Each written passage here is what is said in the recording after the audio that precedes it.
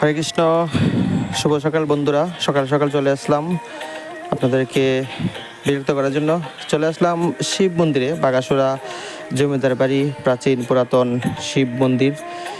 এখানে চলে আসলাম মন্দিরে কাজ করার জন্য। এই ভিডিওটা আপনারা সবাই দেখবেন, সবার কাছে অনুরোধ রইল, সনাতন ধর্মের সব মানুষের প্রতি অনুরোধ রইল, আপনারা সবাই দয়া করে ভিডিওটা দেখবেন। সবাই কেউ এড়িয়ে যাবেন না। ভিডিওটা অনেক শিক্ষণীয় একটা ভিডিও। এই ভিডিও দেখে আপনারা অনেক কিছু শিখতে পারবেন, অনেক কিছু জানতে পারবেন। দেখুন, আপনাদের জানার বাহিরে অনেক কিছু, দেখুন আপনাদের জানার অজান্তেই সনাতন ধর্মের আপনাদের অজান্তে অনেক কিছু ক্ষতি হয়ে যাচ্ছে। প্লিজ সবাই ভিডিওটা দেখুন। আসলে কি বলবো, খুব খুশি লাগতেছে। মহাদেবের কাজ করতে পেরে নিজেকে ধন্য মনে হইতেছে আমার এই জন্মটা আসলে সার্থক জন্ম। মনের ভিতরে কোনো কষ্টই নাই, খুব ভালো লাগতেছে কাজ করতে পেরে।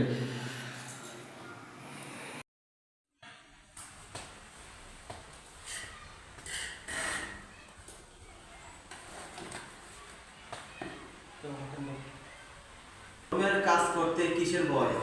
কোনো ভয় নাই। আমি একটা কি বলবো, আসলে একদিন মন্দিরে আমি আসছিলাম, আসার পরে মন্দিরের অবস্থা দেখে আমার অন্তরে খুব কষ্ট লাগছে। আমার ভিতরে এত পরিমাণ কষ্ট। আমি যখন আয়সা বাবা মহাদেবের এখানে আমি কান্না করছি, কান্না করার পরে যখন আমি কান্না করে উঠছি, যখন আমি বাবা মহাদেবকে দর্শন করছি, বাবা মহাদেবকে দেখছি, দেখার পর আমি দেখলাম বাবা মহাদেব এত কষ্টে আছে। বাবা মহাদেবের কষ্ট দিকে আমি আমার কষ্ট ভুলে গেছি। তারপর আমি কি করলাম, আজকে থেকে 10-15 দিন আগে চিন্তা করলাম যে আমার যত কষ্টই থাক, বাবা মহাদেব কি কষ্ট থাকা দেওয়া যাবে না। তারপর আমি এই মন্দির টাইস করার জন্য মনে মনে পরিকল্পনা করি, এবং ভগবান বাবা মহাদেব আমাকে আশীর্বাদ করেন, এবং ভগবানের কৃপায় আমি এই মন্দিরের টাইসের কাজ সম্পূর্ণ করতে পারবো কিনা তা জানি না, তবে সবকিছু আনা হয়ে গেছে। এই যে মশলাপাতি করে কাজ করতেছে অলরেডি, আর এদিকে টাইসের কাজ চলতেছে, এদিকে ভিতরে টাইস আছে, টাইস মিস্ত্রি কাজ করতেছে, এদিকে মশলাপাতি, এদিকে আরো মিস্ত্রি আছে, মিস্ত্রি কাজ করতেছে। এখন এদিকে কতগুলা আমি ছিদ্রগুলা কাজ করতেছি, নিচের ফ্লোরগুলা দেখাও, নিচের ফ্লোরগুলা করে নিচের ফ্লোরে সম্পূর্ণটা নিচের ফ্লোর করে তারপরে উপর দেখাও, তারপরে সম্পূর্ণটা ভিতরের পুরো মন্দিরের ভিতরটা টাইস করানো হবে। আপনারা সবাই এই মন্দিরে আসবেন। খুব জাগ্রত মন্দির, ব্রিটিশ আমলের পুরাতন মন্দির। সারা হবিগঞ্জ জেলা তথা সারা হবিগঞ্জ মাধবপুর, টোটাল হবিগঞ্জ জেলার ভিতরে এত বড় শিবলিঙ্গ নাই, এবং আমাদের এত বড় শিবলিঙ্গ নাই।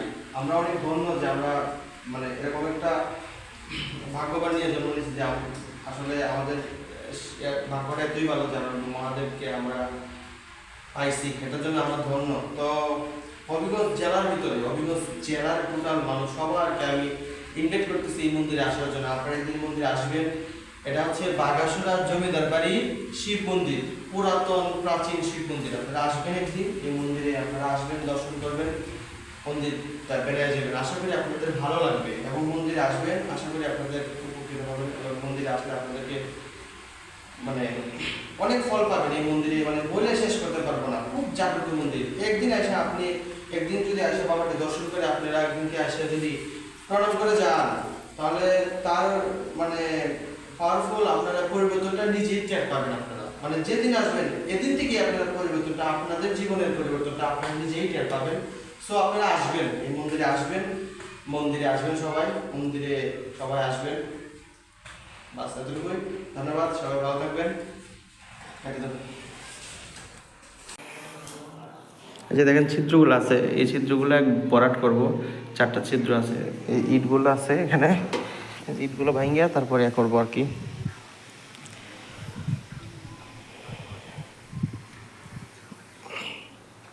দেখেন কতগুলো মশলা করলাম, মশলা শেষ, সব লেগে গেছে।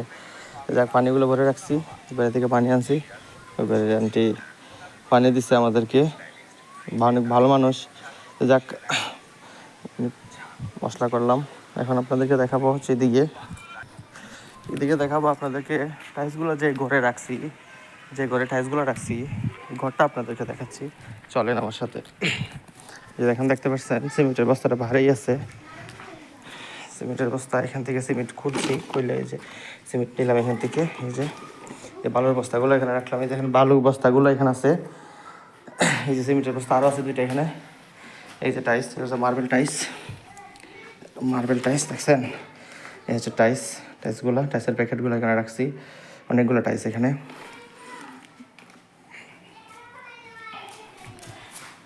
এই যে সাইডে বর্ডার টাইস দেবো হচ্ছে এটা, এটা হচ্ছে সাইডে বর্ডার দিব। এটা হচ্ছে পুডিং এক প্যাকেট আনছি। আর এটা হচ্ছে বাসা থেকে একটা লাইট নিয়ে আসছি, লাইটটা নিয়ে আসলাম, বড় একটা লাইট। রাত্রে যদি অনেক রাত হয় কাজ করতে করতে, রাত্রে কয়টার সময় যাবো, সকালে আসছি আসলে বেরিয়ে, রাত্রে কয়টায় বাড়ি ফিরবো জানি না। তবে একটায় যাই বা 2টায় বা 3টায় যাই জানি না, তবে লাইট লাগায় কাজ করবো, রিল্যাক্স, কোনো প্যারা নাই। আমি এখানে কিছু কথা বলবো, কথাগুলো আপনারা শুনে যাবেন প্লিজ। আসলে কি বলবো, মানে অনেক ভালো লাগতেছে। অনেক সময় কাজ করছি, সকাল থেকে কাজ করে এখন একটু মালগুলা লাগাইছি, তো মালগুলা শুকাইতেছে। তো এখন একটু বসছি, একটু রেস্ট নিতেছি। রেস্ট নেওয়ার পরে আবার মশলা করবো, আবার কাজে করবো। তো ভালো লাগতেছে, আমার ভালো লাগতেছে। আমার যদি এখানে পাশে যদি একটা ঘর হইতো বা আমার যদি এখানে বাড়ি হইতো, আমি আসলে অনেক ভালো হইতাম, অনেক লাকি হইতাম। মানে মন্দিরের কাজ করা, মন্দিরে যাওয়া, মন্দিরের পাশে বসা যে কত শান্তি। যারা মন্দির ভালোবাসেন, মন্দিরে যান, তারাই একমাত্র বুঝবে আসলে মন্দির কত পবিত্র স্থান, মন্দির কত ভালো জায়গা। একবার আপনারা আসুন না, একবার আসুন, মন্দিরে আসুন। আপনারা সবাই একদিন আসুন না, মন্দিরে বসুন, দেখুন না আপনার মনটা কতটুকু পবিত্র হয়, আপনার কতটুকু ভালো লাগে, আপনারা শান্তি পাবেন। সংসার কাজ কাম সবগুলো বাদ দেন না, একদিন সময় করেন না, আসেন না মন্দিরে, আসেন না একান্তভাবে মন্দিরে আসেন না, বাবা মহাদেবের কাছে আসেন না, দর্শন করেন না, একদিন বাবা মহাদেবকে প্রণাম করেন না, মনের কথাগুলো বাবা মহাদেবকে জানান না, দেখবেন মানে 50% আপনার মনের অশান্তি দূর হয়ে গেছে। শান্তি থাকবেন, ভালো থাকবেন লাইফে, সুস্থ থাকবেন, ভালো থাকবেন লাইফে। একদিন আসেন না। আসলে কি বলবো, মানে এই পৃথিবীতে হচ্ছে, একটু কাছে আসো, এই পৃথিবীতে হচ্ছে এই পৃথিবীতে আমাদের সবচেয়ে বড় ধর্মগ্রন্থ যেটা, সেটা হচ্ছে, একটু কাছে আসো, আমাদের সবচেয়ে বড় ধর্মগ্রন্থ হচ্ছে শ্রীমদ্ ভগবদ গীতা। গীতার উপরে কোনো ধর্মগ্রন্থ নাই। গীতাতে 700 শ্লোক আছে, ঠিক আছে?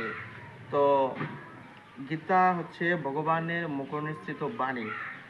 ভগবান মুখের কথা গীতাতে স্পষ্ট লেখা আছে। গীতার কথা তো মিথ্যা না, মিথ্যা হইতে পারে না, অসম্ভব। তো গীতাতে ভগবান কি বলছে আপনারা জানেন? গীতাতে ভগবান স্পষ্টভাবে বলছে যে ভগবানকে বাদ দিয়ে এই পৃথিবীতে কেহ সুখী না। ভগবানকে বাদ দিয়ে এই পৃথিবীতে কেহই সুখী না। বাস এতটুকু যদি বুঝেন তাহলেই এনাফ। ভালো থাকবেন, ধন্যবাদ সবাইকে।